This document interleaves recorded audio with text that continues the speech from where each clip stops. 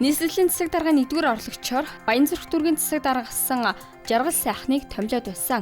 Гэвч түүнийг өнгөрсөн баасан гарагт чөлөөлж нийслэлийн хөрөнгө оруулалтын газрын даргаар ажиллаж байсан Мөнх хотыг томилжээ. Харин өнөөдөр ерхий сайдын захирамжаар нийслэлийн засаг дарга бөгөөд Улаанбаатар хотын захирагч Нямбаатрыг өөрсдөө ажилласан чөлөөлж түүний оронд Мөнх хотыг төр орлон гүйцэтгэгчээр томиллоо. Хотын ажил тасралтгүй байх ёстой.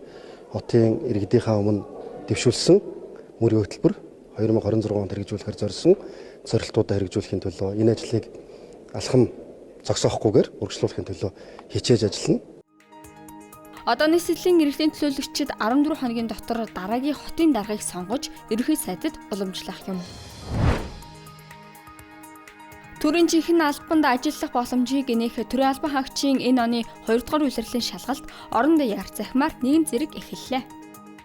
За энэ өдрийн төрийн албаны ерөнхий шалгалтанд улсын хэмжээнд бол 2321 иргэн бүртгүүлсэн байна. Үүнээс Улаанбаатар хотод 1157 иргэн, орон нутагт 1164 иргэн шалгалтанд орцохоор бүртгүүлээд байна. Мөн энэ өдрөлд хөгжлийн бэрхшээлтэй 26 иргэн өөрсдийн хэрэгцээ шаардлагад нийцсэн нөхцлөөр шалгалтанд хамрагдахаар бэлтгэл ажил хангагдсан байна. Төрийн албаны шалгалт 3 хоногийн туршид үргэлжлэнэ. Өдөрт 4 ээлжээр нэг ээлжид 100 хүн шалгалт өгөх юм.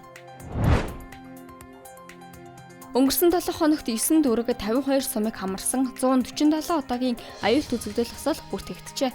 Үүнээс 109 ахуйн 15 ой хээрийн гал төмөр байв. Мөн 2 удаа хүчтэй салхишуурга дэгдэж 2 удаа биологийн гаралтай аюулт үзэгдэл болжээ. Түүнчлэн хүний үйл ажиллагаатай холбоотой 16 осол гарчээ.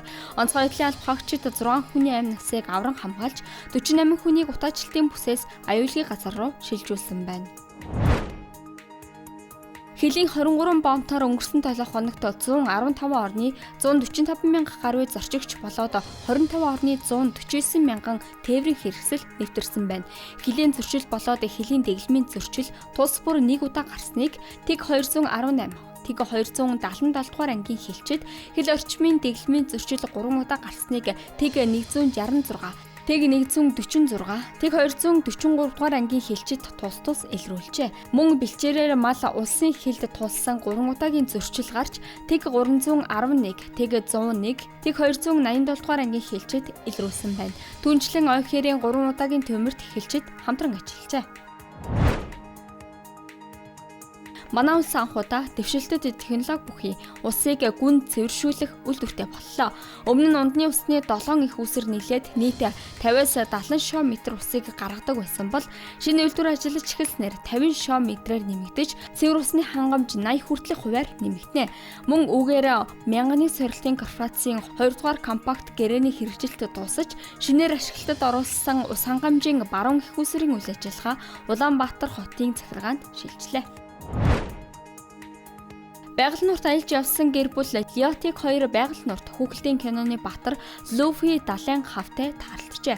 Далайн хавыг анзаарсан тэд болгоомжтой ойртож түүний үүр буюу амьдардаг газрыг нь олжээ. Гэтэл нүхнээс далайн хав сонирхсан янзтай гараад иржээ. Тэр айсангүй, нуугдсангүй. Харин сонирхолтойгоор биднийг ажиглаж хажуугаар нь сэлж байлаа. Яг л бид түүний эртцэд зочид мэт. Тэр Луфитэй маш адилхан байсан гэж аялагчид ярьжээ. Ice Global-ийн цөөн хормын мэдээ байлаа. Амжилт хүсье.